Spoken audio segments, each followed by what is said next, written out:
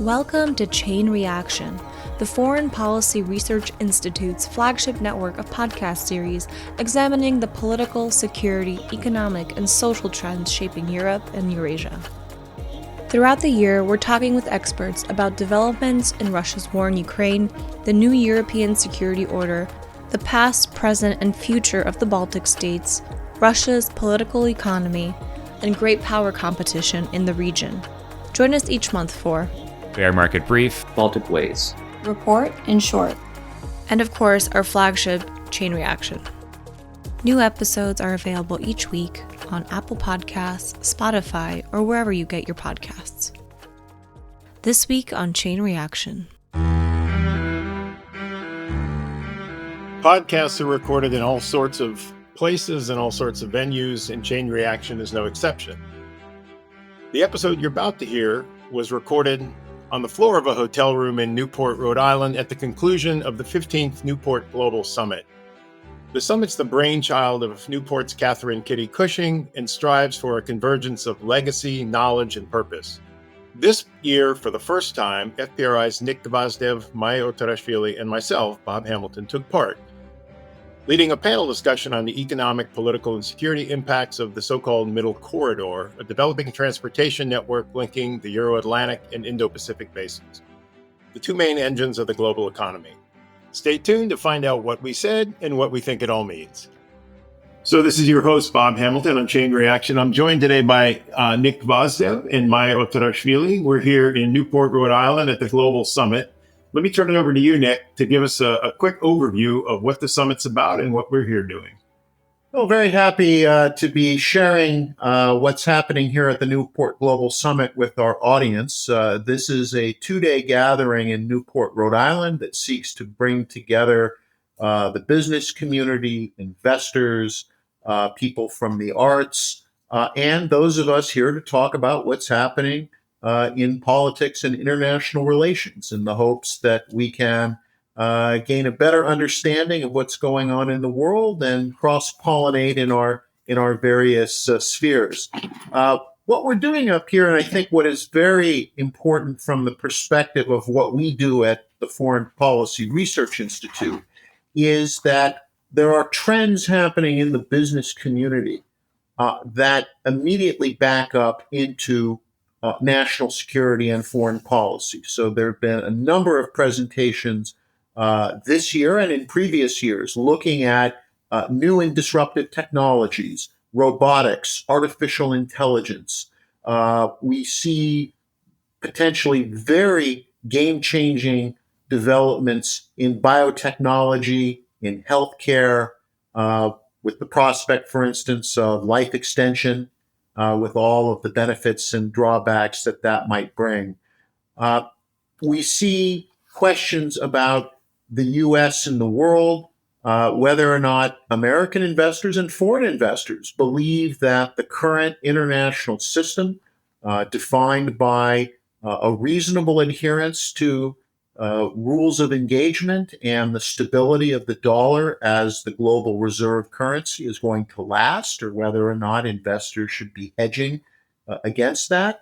And then finally, we back up against what are some of the core questions that we have to deal with. One is, of course, the question of the trilemma of food security, water security, energy security. Can governments around the world ensure that their people enjoy a reasonably comfortable lifestyle? And questions about supply chains. Who will control the supply chains? Where are the core commodities, particularly for these new fourth industrial revolution technologies? Where are they going to come from? Who controls them? How are things going to get to market?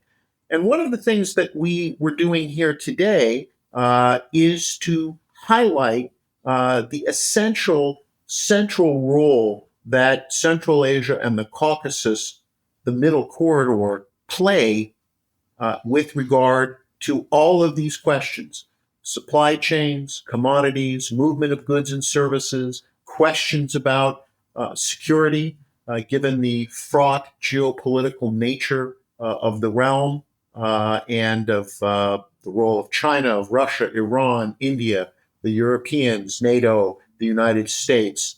So that there's a lot of things that can happen in a part of the world that, frankly, most Americans don't pay a lot of attention to, but can have a real impact on not just world affairs, but really on our own way of life.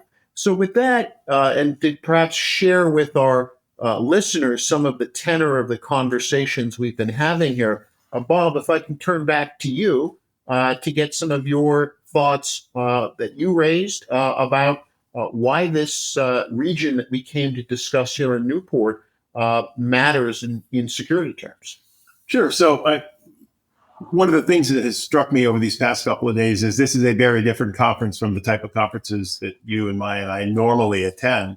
And it's useful, I think, because it challenges some of the things that we take for granted or going in assumptions. Normally the conferences we're at discuss geopolitics, geoeconomics, security, things like that. And some of the panelists and some of the audience members have challenged some of these sort of basic assumptions. We got a question today, which I thought was a fair question, at the end of our presentation that essentially boiled down to, hey, we don't really trade much with this region, so why do we care?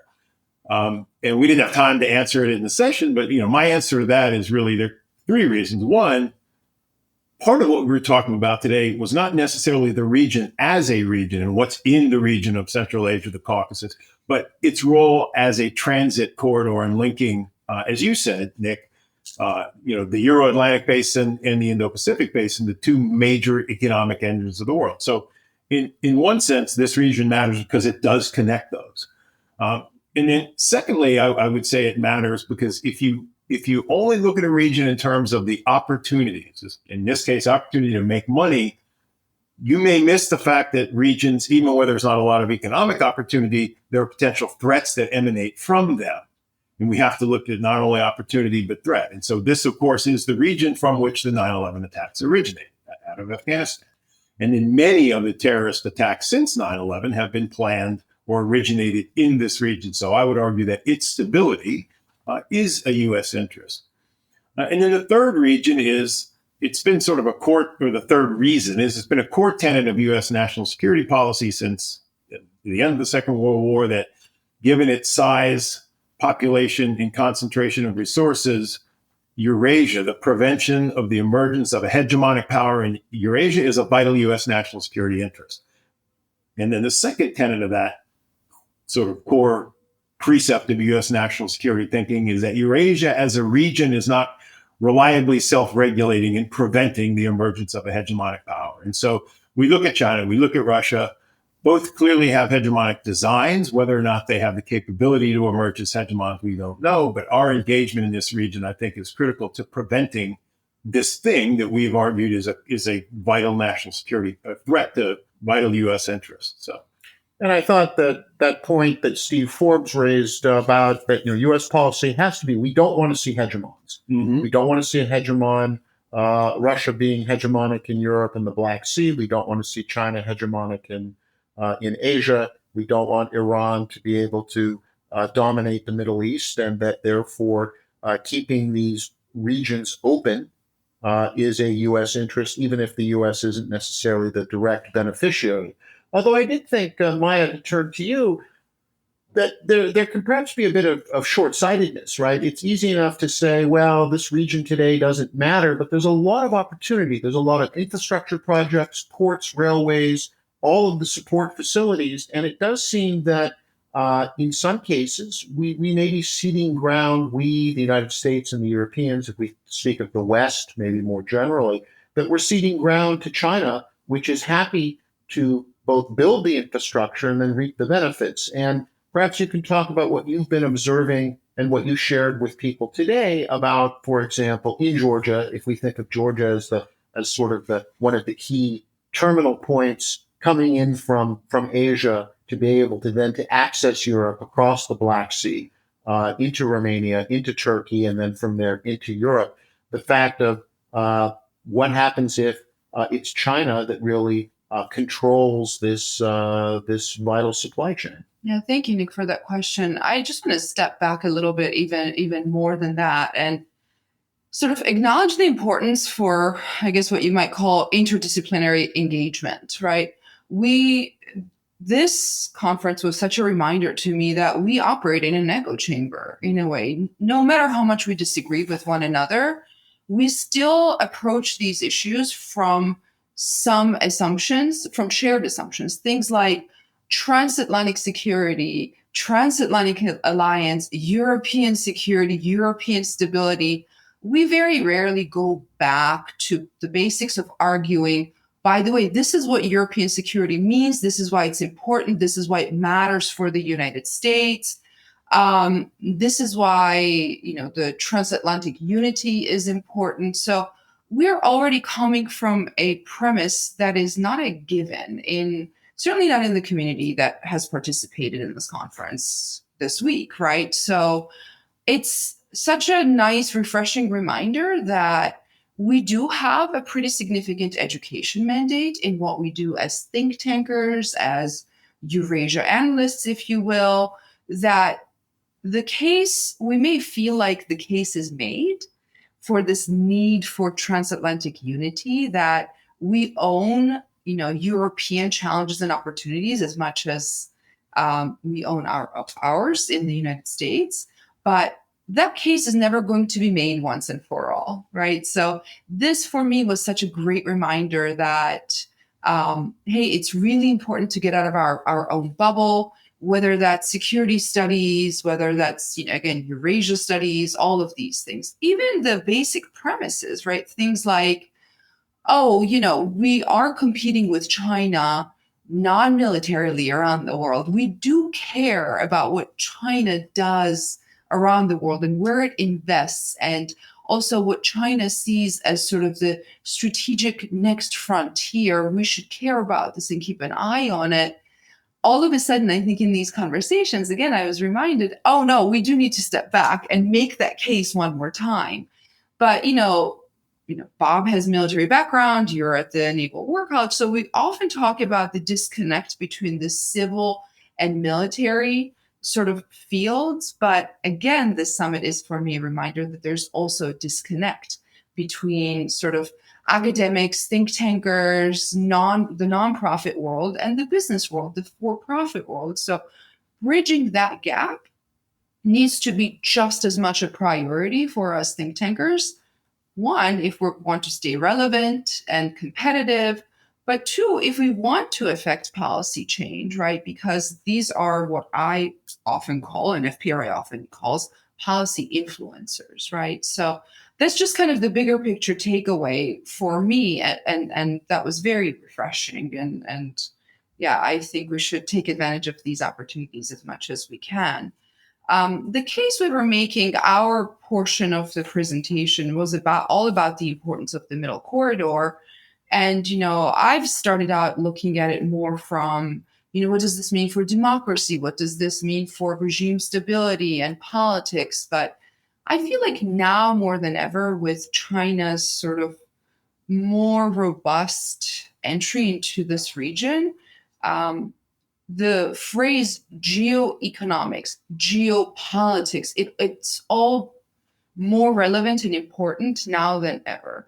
So, I talked a little bit about this idea that the Europeans are so concerned with their energy security that all of a sudden Central Asia, the Caspian Sea region, and thus, the South Caucasus is so important that the Europeans, are investing, over $10 billion in the infrastructure and development projects in this region because they are worried about bypassing Russia. And again, in my mind, it's implied that if the Europeans are worried about bypassing Russia, the Americans should be worried about bypassing Russia. But I think there's also very significant investment opportunity here.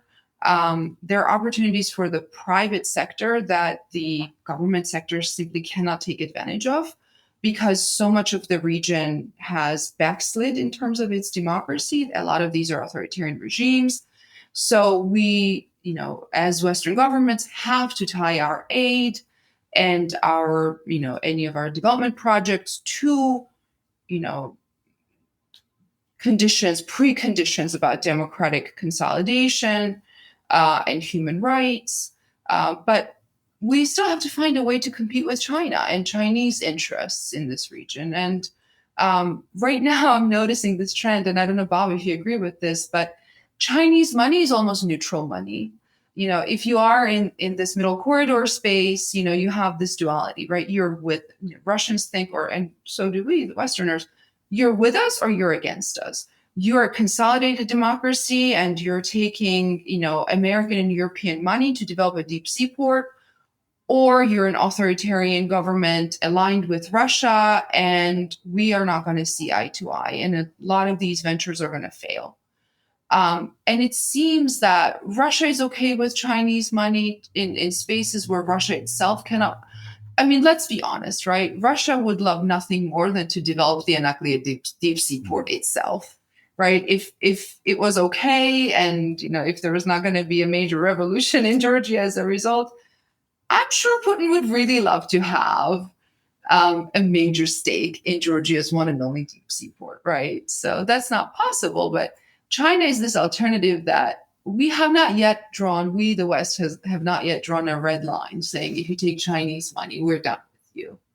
But I'm sure, again, taking Russian money would be a no-no. So that's kind of the dynamic. And China's presence in the region is not brand new, but it's newer, right? And we're paying more and more attention to, because the corridor is starting to connect to Europe.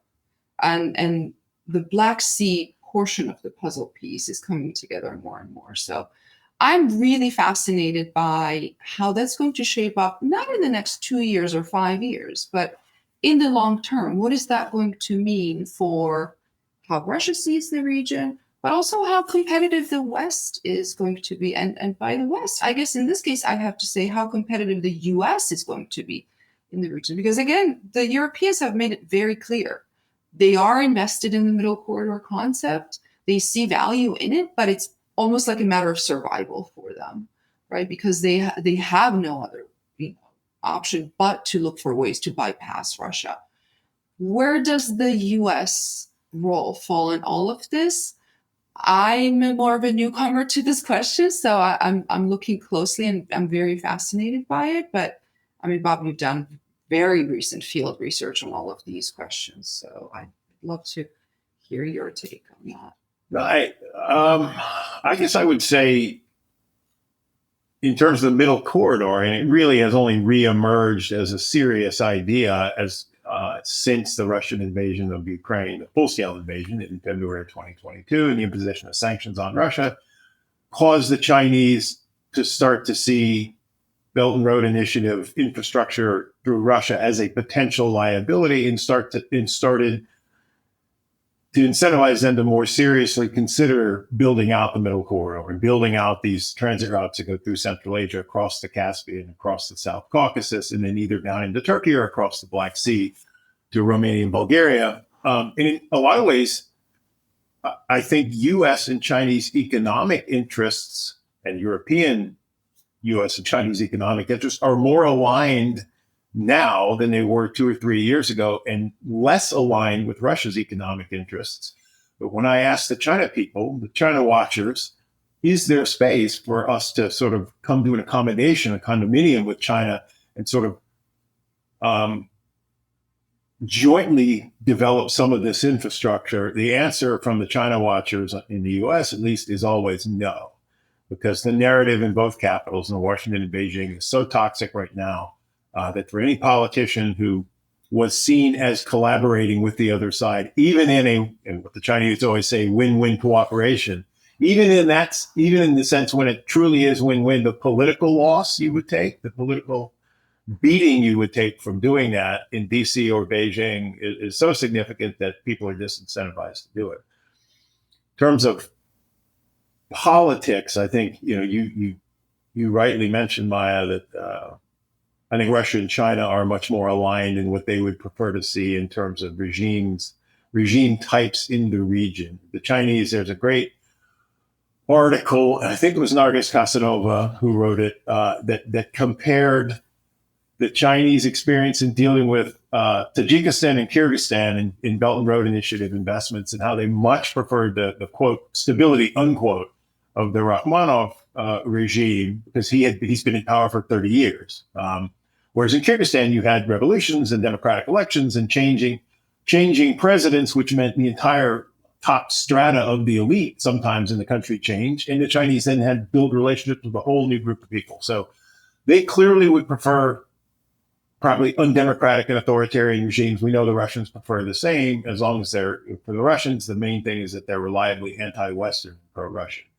The Chinese, I think, just are more concerned with having a single person to do business with for as long as possible and not have to reestablish all these relationships. So, I mean, it's interesting. This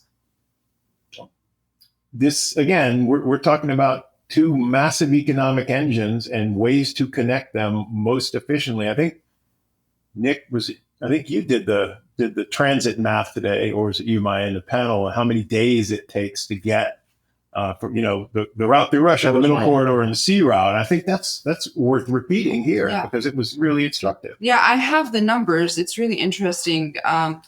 So it's estimated that the middle corridor would be the fastest one. So you're looking at 14 to 18 days. If you do the Russian route, the Russian version of it, it's at least 19 days. But then if you use the southern sea routes, then you're looking at 22 to 37 days. And Nick, being at the Naval War College, knows all about the importance of sort of the transit of the goods. We've talked about this, right? The sea routes and moving the goods around the world and how important that is. So I think this is important. I think there is, again, we are at a summit where money and business interests and all of the profit is important. So I think there's a case here. I genuinely believe there's an investment opportunity here. There's plenty of money to be made.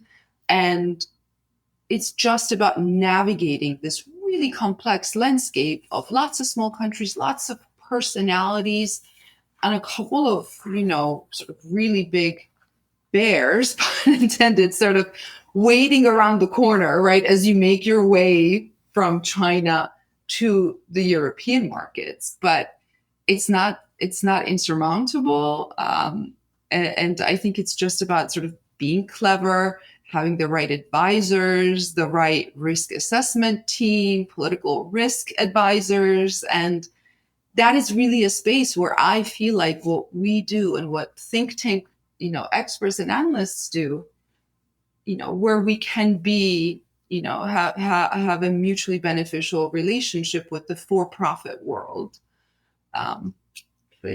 Well, just to add, just as an addendum, the estimate for sea travel is, of course, pre-Houthi attacks on shipping, because now that adds even more time, 2 weeks more to get something around the Horn of Africa.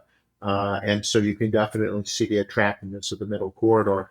One point that I also want to emphasize for our audience, and particularly our audience that is often involved in these issues because of military service or government service or academia, is that, and something that, again, is refreshing about something coming to the Newport Global Summit. And we've been posting on various social media outlets. So the hashtag Newport Global Summit will take you to our various comments, real-time live comments to the presentations we were hearing. But, one later on that we had today, the one with David Moros and Mark Bezos, I thought was very clear, where they said, what motivates us? Cash flow, profitability. So often we in the think tank world are quick to say, well, here's a great project. And of course, the business community will step up. And the business community says, show us the numbers. And I think that is also a problem. I thought that something that David Malpass was bringing up, two things that he brought up that are connected. One was to say, during his time as CEO of the World Bank Group, was that we are not just simply, we're not engaged in new development, but in fact, we are regressing in a number of areas with regard to development, infrastructure, power, and at least from the West's perspective. And that, on the other hand, the U.S. government, which again we often default in our line of work to just saying, well, the U.S. government should pay for this, and that the U.S. government doesn't have necessarily the resources. So I think creating, and part one of the other presentations was Philip Howard's presentation, talking about business and thought leaders coming together to think about new ways of doing things. He was talking primarily about domestic policy, but that there's also an arm of that work to be done for foreign policy, which is how do we create incentives where we want certain geopolitical ends, we want national security ends, and again, so many of these presentations, whether it's Stephanie Sirota or Jesse Coors-Blankenship talking about robotics and biotech that have clear national security implications. How do you incentivize, getting back to the Bezos-Moros question, which is how do we make money? Mm-hmm. And how, from our side of the aisle, how do we get those beneficial national security effects? And we really, I think, we sometimes use this label public-private partnership, but I don't know that we, in the national security field, that we've really thought through what that means. And some of that has to do with questions of regulation, the fact that, unfortunately, Congress is always happy to add more mandates, never to take any away.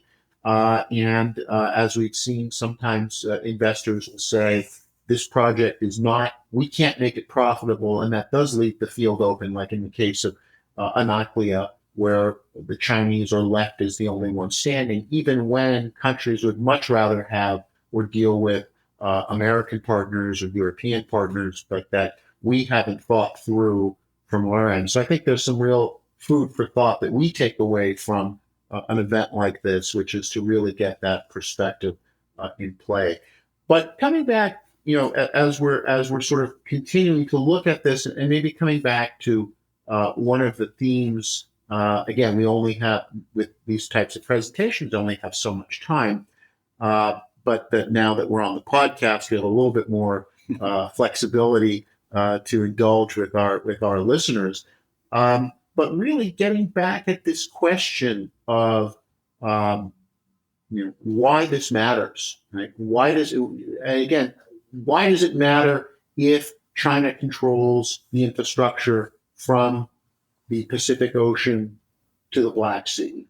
Why does it matter if governments in this part of the world take their investment cues from China instead of, again, having American or European firms there? Maya, maybe if you can, because again, and then the work that you've been doing and what you've been seeing on the ground with the impact of investment from, let's be frank, from the authoritarian Entente, the impact that has for the kind of Central Asia and Caucasus region that we'd like to see. Yeah, I think, the number one answer here is that there's way less pressure to democratize. Chinese money comes with plenty of strings attached, but none of them that threatens the immediate stability of whatever regime is in place.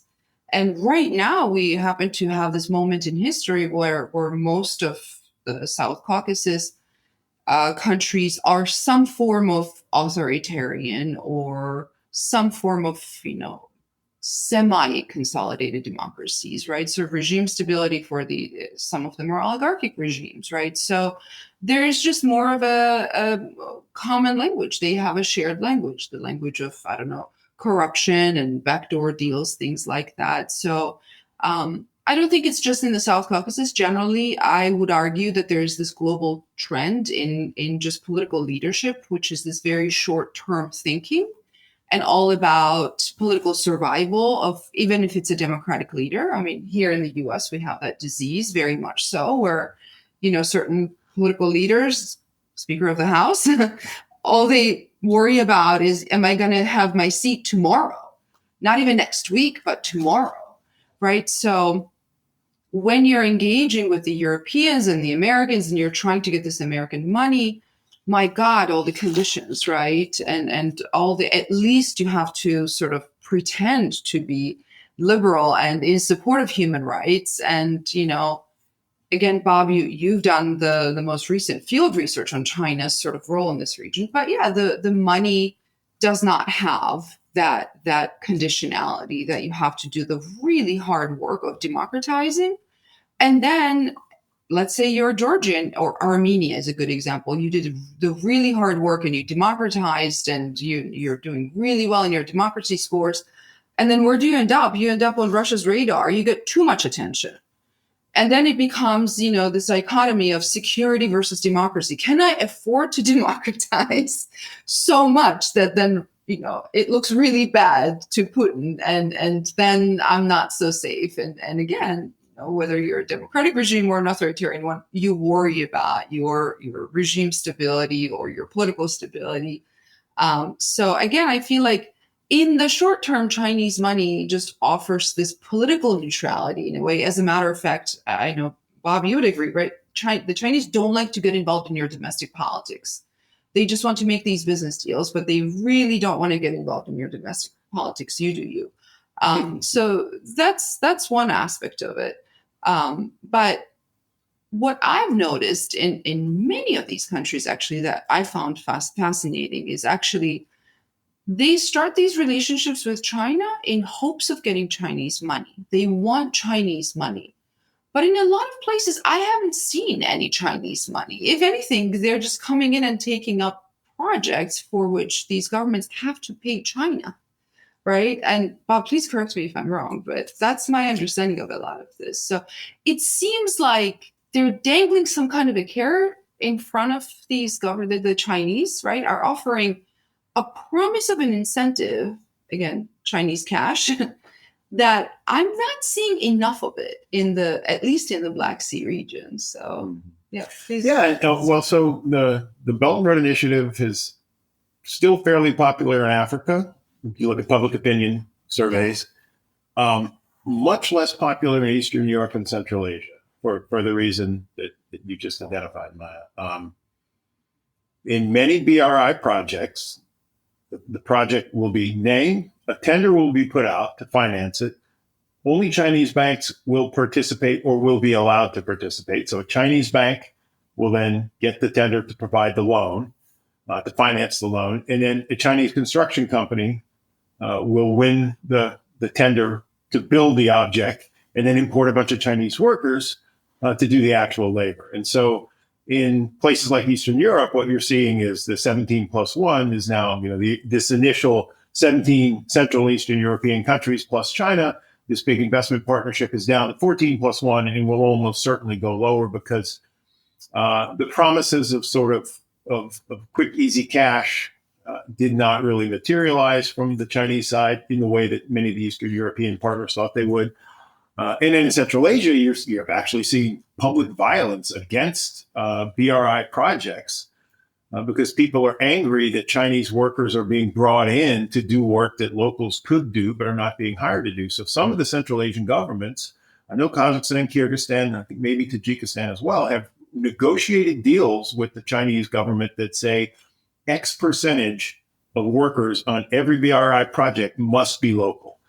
So they do have some leverage. And Nick, I guess, to your question of, how do I make a buck on this? And if the Chinese are funding all of this, first of all, China's not making any money on a lot of these BRI projects in the near and midterm. They know they will lose money. It's not about making quick money. It's about a whole lot of things: exporting excess labor capacity, exporting excess construction capacity, and building a global trading network with China at the center.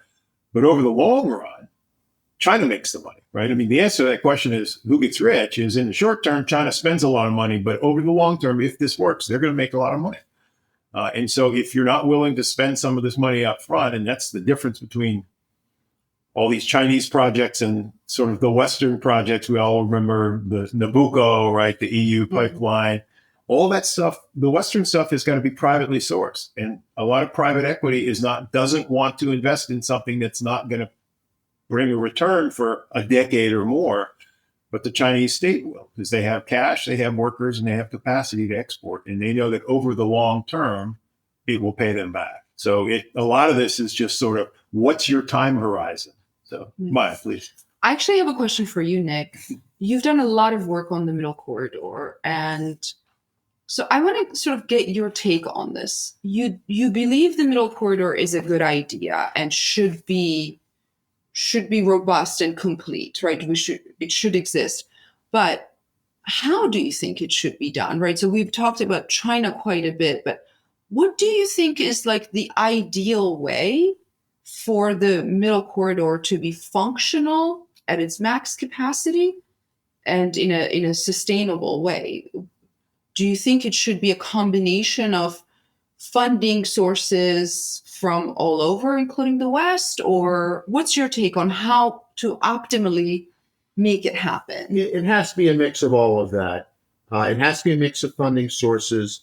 I think that as the Central Asians and Caucasian states, then we think about the middle corridor in a broader context, because that runs from Indonesia to India, Iran, Saudi Arabia. It's not just former Soviet republics, and then to Turkey. Is we have to accept that this is an artery that can't be, it should not be dominated by one group or the other. So I think one of the things we're finding is that if you insist on exclusivity in terms of who can access it and under what terms, that these projects don't move forward. There's a lot of potential here. That's not just simply as you pointed out earlier, it's not simply that it's the quickest route. And then there's the east-west version. There's also the north-south version of the middle corridor, right? That runs from the Indian Ocean, basically from the India to the Arctic. And that there's a lot of opportunity for commodities to move, for assembly, for some degree of manufacturing, for components to be put together. And so that as long as you have, this is where, again, coming back to this point that you'd raised earlier, it is important to have different funding sources. It's important for Western governments to pick and choose what conditionalities they want to impose. I think coming in with I think our attitude is still a hangover of the 1990s, where we could say, here's our 500-point conditionality list, and all 500 better be done or you get nothing, because that was the entry point for the Chinese, starting in Africa, was to say, well, our conditionality is very, very clear, right? We want certain strings, and that's it. So I think we have to pick and choose. We have to pick and choose which areas. It can't be that every objection that is raised gets to block initiatives. We have to think very. One of the things that you talked about Nabucco.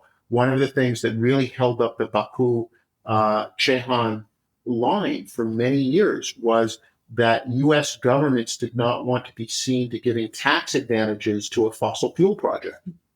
And again, that's where we might have to, and some of the discussion here at the summit has been fascinating as people really wrangle with moving beyond the hype about energy to say, well, what actually produces the energy?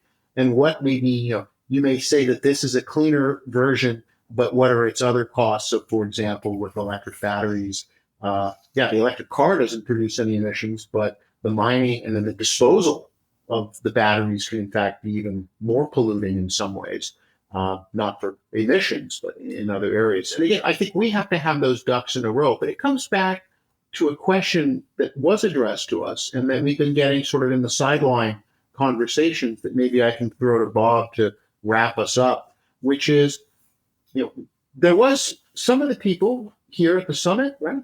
Business people, investors say this is all very nice, but really, we don't need to be there, right? We can just sort of pull back, right? This is a part of the world we don't need to be involved in.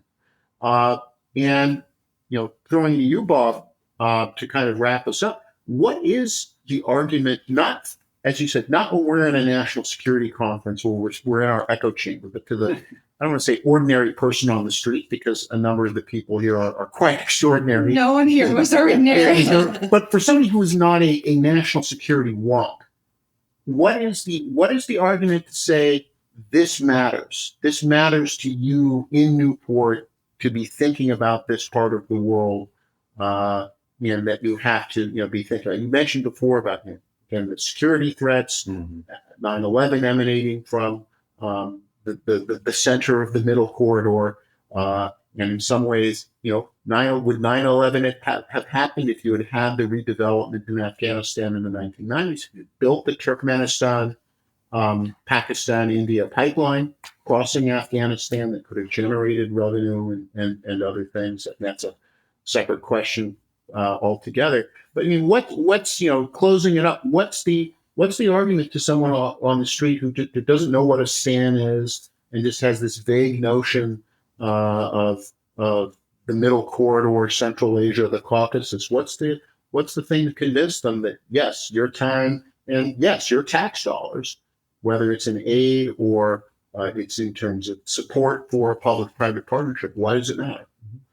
Yeah, and of course, the United States can't be everywhere all the time, right? Even as a global power, our power is limited. We spend about 3% of GDP on defense right now. In the Cold War, we spent anywhere between 5 and 16%. That spending was financed by corporate income tax rates of 50% and the highest marginal personal income tax rates at 70%. The group here in Newport, I think, would be radically opposed to that as a solution. But what does your 3% of GDP get you, and why should we care? Well, you mentioned it in the panel, Nick. One of the reasons that shipping costs and insurance costs are as low as they are, despite the Houthis making trouble in the Red Sea, despite the Somali pirate problem that we had a decade or more ago, is the U.S. Navy. It pains me to say this as a former Army officer, but the U.S. Navy is patrolling the sea lanes.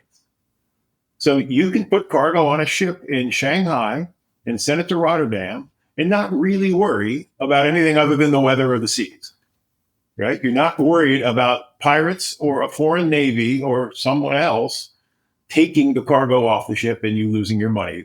When those concerns did spike in the Red Sea now and off the Horn of Africa a decade or so ago, you saw insurance rates and shipping rates go up. So, and yet the things the State Department and USAID and the military, the other branches of the military are doing in some of these countries, it costs very little in terms of diplomatic relationships, USAID development projects, building security partnerships and building military capability in these countries that allow them to guard their sovereignty and territorial integrity. If we stop doing that, this is one of these things where it's an opportunity cost, right?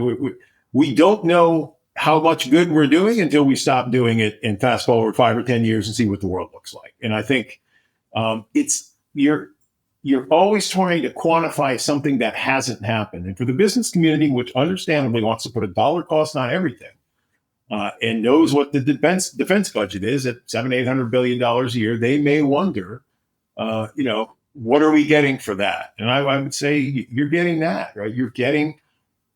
You're saving money. Your shipping costs are lower, your production costs are lower, everything is lower. And if we stop doing a lot of the stuff we're doing, you're going to see the results and you're not going to like it. I think that this is a good way to emphasize why we need to keep this type of dialogue going, not just among ourselves as academics and government and military, but why the business community and the investment community in particular need to be full-fledged partners. And so I hope that we'll be able to continue this here in Newport and with some of these other public-private partnership forums that develop and be able to share that with our listeners at Chain Reaction. Yeah, thanks, Nick. And I think you summed it up perfectly. We can learn from each other, right? We in the government or in the nonprofit community can learn some of the adaptability, dynamism, efficiencies of the business community. And so it's good for us to be here and sort of to listen to this type of thinking and to maybe adopt some of these practices in our public sector work. So, well, Maya and Nick, thank you so much for joining me here in Newport on Chain Reaction at the Newport Global Summit. Thank you, Bob. And I just quickly want to say thank you to Nick for inviting us to the Newport Global Summit, and specifically to Kitty Cushing, who I hope will hear this podcast and will know that we're very grateful to have been included. Absolutely. Thank you. Thanks for tuning in to Chain Reaction, a podcast of the Foreign Policy Research Institute. examining the political, security, economic, and social trends shaping Europe and Eurasia. Throughout the year, we're talking with experts about developments in Russia's war in Ukraine, the new European security order, the past, present, and future of the Baltic states, Russia's political economy, and great power competition in the region. Note that the views and opinions expressed in this podcast are those of the participants and do not necessarily reflect those of FPRI. I'm your host, Dr. Bob Hamilton, Head of Eurasia Research at FPRI. Visit us at fpri.org for more on today's topic and many others in the world of foreign policy and national security. Thanks for listening. See you soon.